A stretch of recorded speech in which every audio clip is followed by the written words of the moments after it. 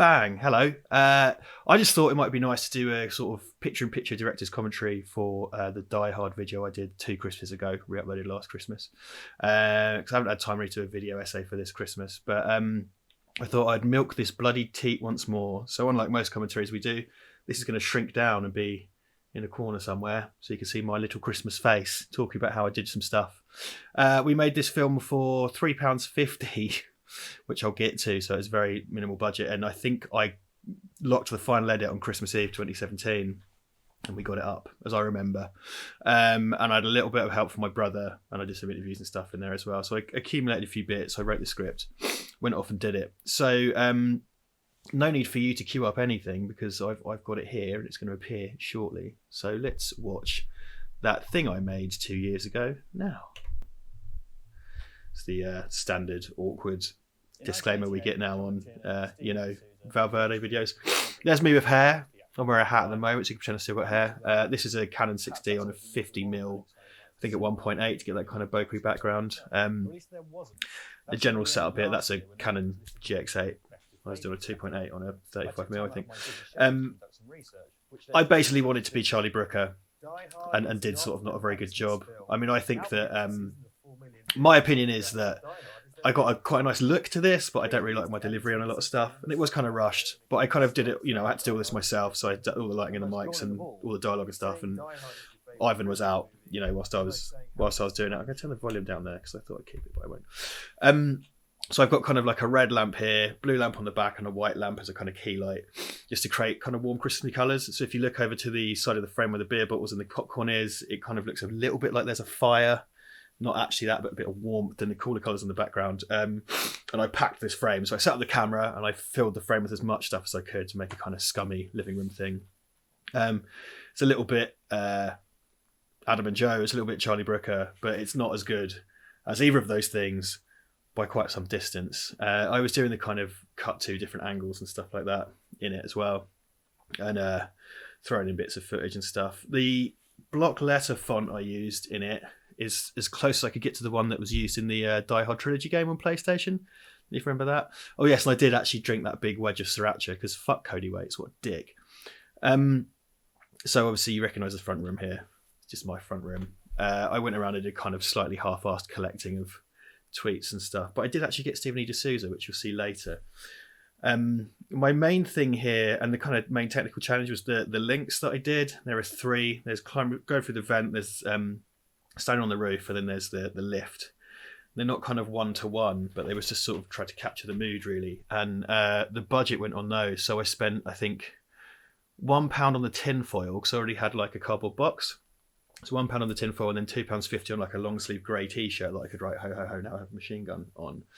And I've seen these kind of things mimics before, but I kind of wanted to do, considering our time and budget, I wanted to sort of really do my best within my means to capture it. So here we go. If you're watching the real scene, there's a blue light shining through, and as he strikes the lighter, the kind of daylight coloured or tungsten light goes in his face. So I tried to replicate that.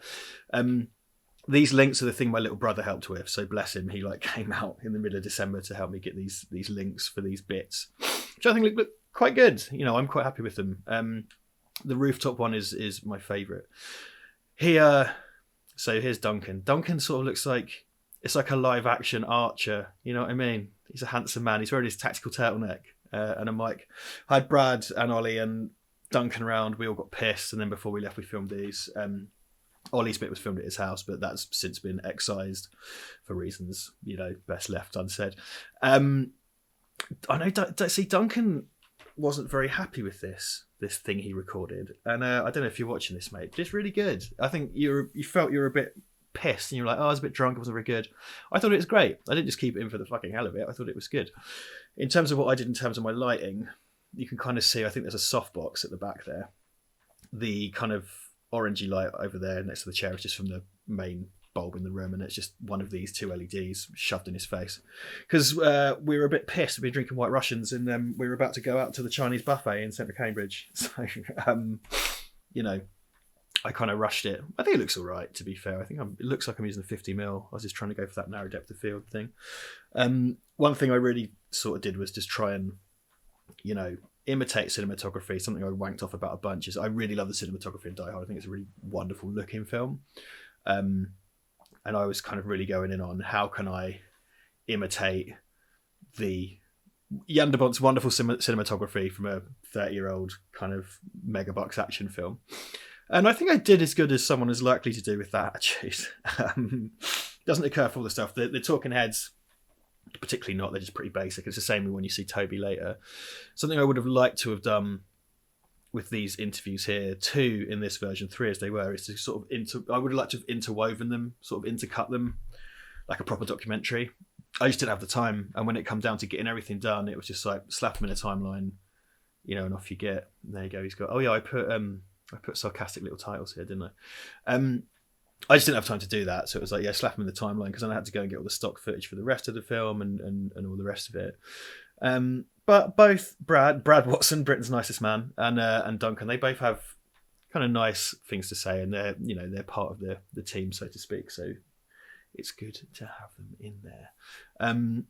The link that's coming up, I'm going to try and squeeze in my discussion of that, because there are a number of car parks in central Cambridge, and I was trying to get the look of a rooftop in LA.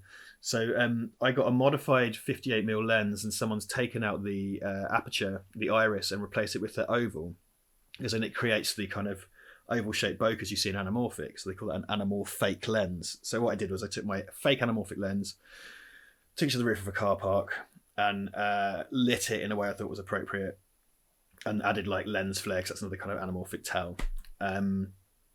I coloured it to look like Die Hard. I aped the costume. My McLean costume is like a proper watch, and it's like I got the walkie-talkie. I put this ring on a wedding ring finger.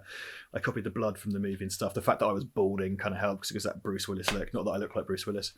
I went on my own when I was wrecking this to a bunch of car parks in Cambridge to try and get a good look from the rooftop.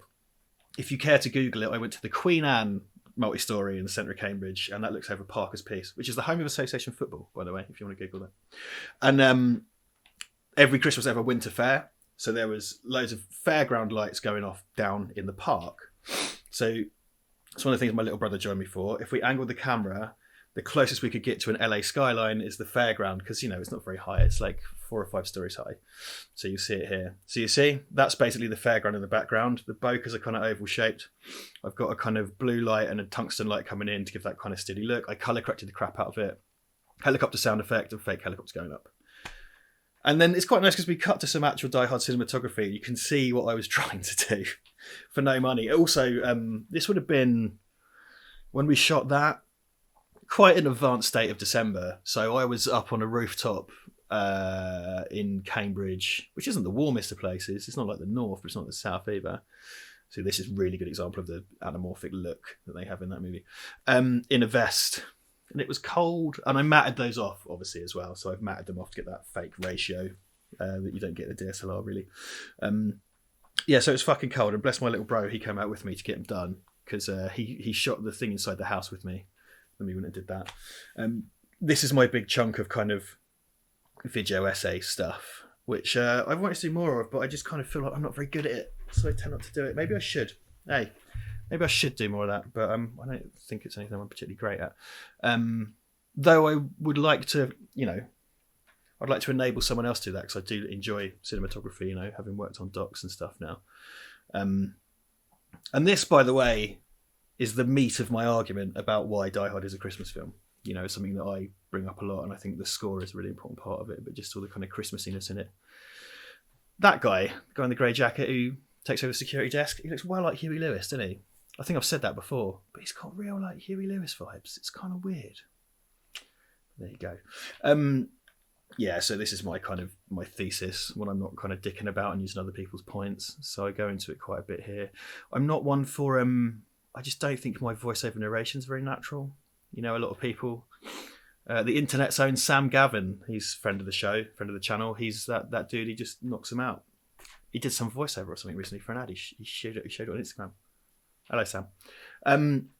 It's not something that I do particularly well. Needs work. Needs practice. You don't get to do that kind of shit overnight, really, do you?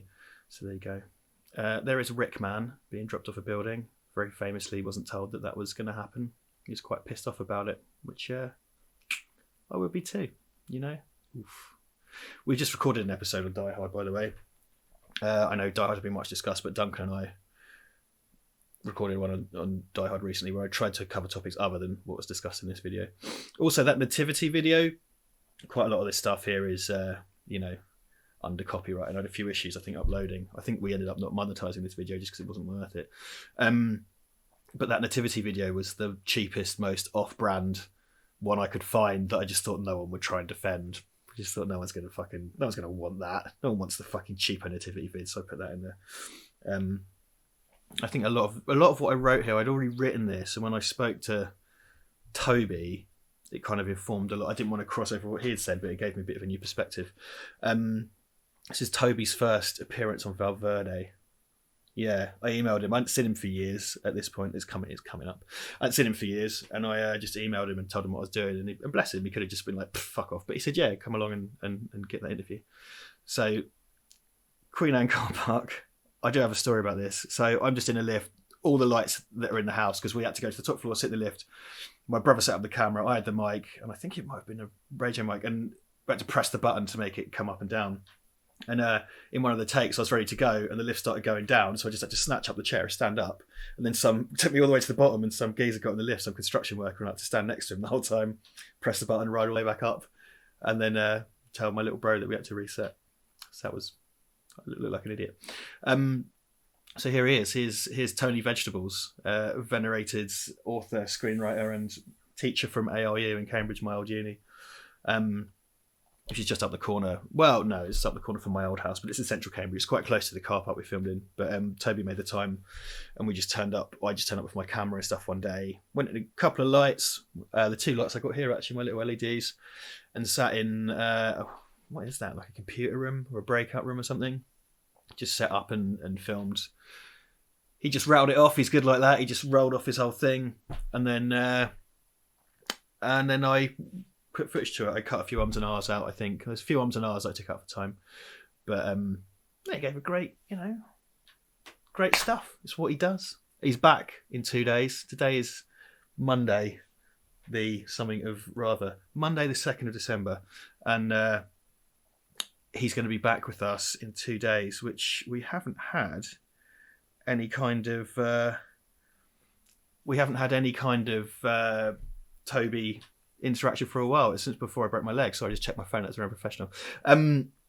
He did Star Trek and stuff, and I remember the Star Trek episode went up whilst I was in my hospital bed. So it's going to be great to have Toby back. We have kind of regular contact, so I think he wants to talk about the 13th Warrior, because that's like his favorite thing, and there's a John McTiernan discussion. I'm going to talk about the Italian Job with him.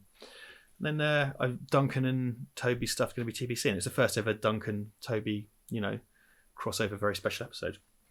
This is a hoary old adaptation, obviously, of A Christmas Carol that I was able to get off of YouTube. We got a bit of Whistle and I'll Come to You, which obviously ended up being covered properly by myself and Duncan R. Quite some time after. And also Jonathan Miller died last week, who directed that, just coincidentally, quite close to Christmas, all said and done. So that's very sad, isn't it? So yeah, more stuff from Toby coming anyway. I'm just rambling. So here's the shitty old nativity cartoon, and this was a real issue for me, actually, because I ran an edit through. It took ages. I can't remember why. I think it's because before I upgraded my computer, but it took ages to process, to export. And then I looked, and there was a dropped frame at the end of the fucking piece. When you leave one frame too much in from the next shot, and it really jars, and I hate that. And I wanted this to look as slick as it could.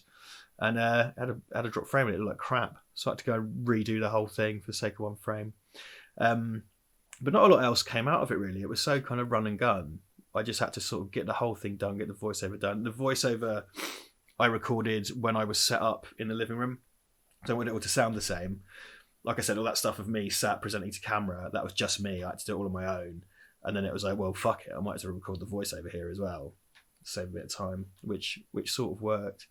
And I'm pretty sure I was... I might have still been working full-time when I did this, or no? So I went freelance around this time. So I was doing both. So it might be that I was doing this on top of a full-time job, which sounds like an absolute fucking nightmare. I have to have a think on that. I don't really know. That little lav mic is the same one we still use. Still use the same lav mic, sound recorders, lights.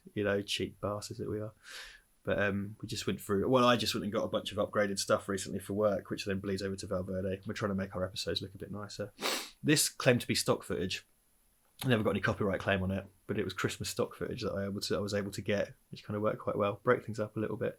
Look at these creepy douchebags. Look at that, so uncomfortable. I think the first part of that was before they called action, right? Because that dude was just looking really uncomfortable. So, and here we go. This is Toby's talk about Ingmar Bergman and his favourite Christmas film, which I think is cute. It's a nice little bit. And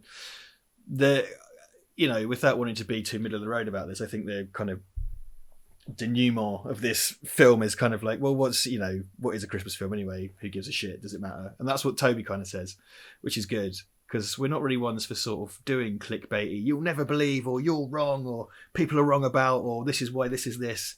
I think it's just more about to have the discussion. I put forward my argument being that, it's in its fabric or whatever. Toby's argument is, it gives a shit. It's what you do. It's your own kind of subjective traditions. And as I say here, we do watch Die Hard every Christmas Eve. Myself and Ivan, at this point in life, we watch Die Hard every Christmas Eve. And quite a lot of people do, and there's a lot of cinema screenings and stuff going on. I might try and catch one of those screenings actually this year, because I never managed to do that usually. Oh yeah, I forgot about that. Oh yeah, I forgot about that one insert of me asleep in the bath was Ivan.